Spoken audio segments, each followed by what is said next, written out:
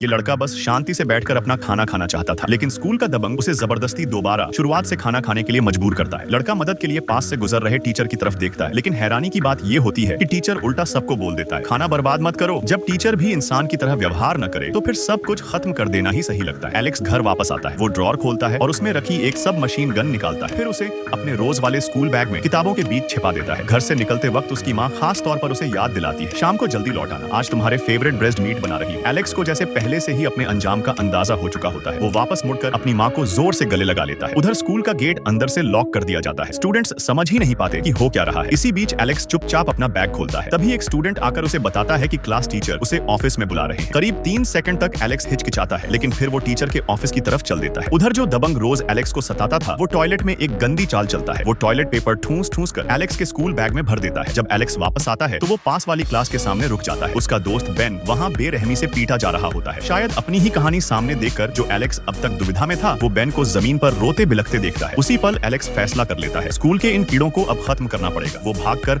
अपनी क्लास में पहुंचता है और बैग उठाता है, लेकिन तभी उसे बैग का वजन कुछ अलग सा लगता है। बैग खोलते ही सब साफ हो जाता है, बंदूक गायब थी। उसी वक्त दबंग हाथ में वही सब मशीन गन लिए क्लास में घुस आता है। देश में गन बैन होने की वजह से हर किसी को लगता है कि ये नकली बंदूक होगी, कोई डरता तक नहीं है। सच सिर्फ एलेक्स जानता होता है। वो लगातार पीछे हटता है और गिड़गिड़ाने लगता है, प्लीज गोली मत चलाना। अचानक धड़ाधड़ चीखें, अफरा तफरी, किसी का नाम पुकारा जाता है। Scene Wilson. दबंग खुद हैरान रह जाता है, उसने तो ट्रिगर दबाया ही नहीं था, फिर गोली चलने की आवाज कहां से आई? यही सोचते हुए वो अनजाने में ट्रिगर दबा देता है। उसे तब एहसास होता है ये बंदूक असली है। गुस्से में वो एलेक्स पर टूट पड़ना चाहता है, लेकिन बाहर स्टूडेंट्स जान बचाकर भाग रहे होते हैं। असल में सबसे पहले कार्रवाई बेन ने की थी। वो धीरे धीरे उन बच्चों की तरफ बढ़ता है जो रोज उसे टारगेट बनाते थे। सामने वाला जमीन पर गिरकर माफी मांगने लगता है, लेकिन बेन बिना एक पल सोचे ट्रिगर दबा देता है। अगर माफी से ही सब ठीक हो जाता तो पुलिस की जरूरत ही क्या थी? इसके बाद बेन पूरी तरह पागल हो जाता है। वो बिना किसी फर्क के गोलियां चलाने लगता है। आखिर जब वो रोज पिटता था, तब कभी किसी ने उसे बचाने की कोशिश नहीं की थी। एलेक्स को सताने वाला वही दबंग ये सब देखकर अपने गुर्गों को आगे धकेल देता है, ताकि उनका इस्तेमाल ढाल की तरह किया जा सके। चारों तरफ भगदड़ मच जाती है, सब जान बचाने के लिए दौड़ रहे होते हैं। सिर्फ एलेक्स वहीं खड़ा जड़ बना हुआ। बेन उसकी तरफ बढ़ता है। वो बताता है कि उसने स्कूल का मेन गेट लॉक कर दिया है, सारी चाबियां तोड़ दी गई हैं। ये कहते हुए वो एलेक्स को एक रिवॉल्वर पकड़ा देता है। बेन जिस हैवान में बदल चुका था, उसकी जड़ वही दबंग था जो रोज उसे जलील करता था। एलेक्स को धमकाया जाता था कि वो स्टूडेंट्स के प्राइवेट ग्रुप वीडियोस शूट करे, ताकि उन्हें वायरल करके पैसा कमाया जा सके। बेन से जबरदस्ती लड़कियों की निजी चीजें चोरी करवाई जाती थी। दोनों की चुप्पी ने उन्हें बचाया नहीं, बल्कि दबंग और ज्यादा बेकाबू हो गया। अब वो दोनों को मजबूर करता है कि अपने माता पिता के आईडी कार्ड चुराएं, ताकि लोन लेकर उसकी पसंद की बाइक खरीदी जा सके। विरोध करने की हिम्मत उनमें नहीं थी, तो मजबूरी में दोनों मान गए। शायद इसी साझा दर्द की वजह से दोनों एक दूसरे के सबसे अच्छे दोस्त बन गए। इसके बाद एलेक्स अपनी माँ के छोटे से रेस्टोरेंट पहुंचता है। असल में दबंग का अगला प्लान उसकी माँ का आईडी कार्ड चुराने का था।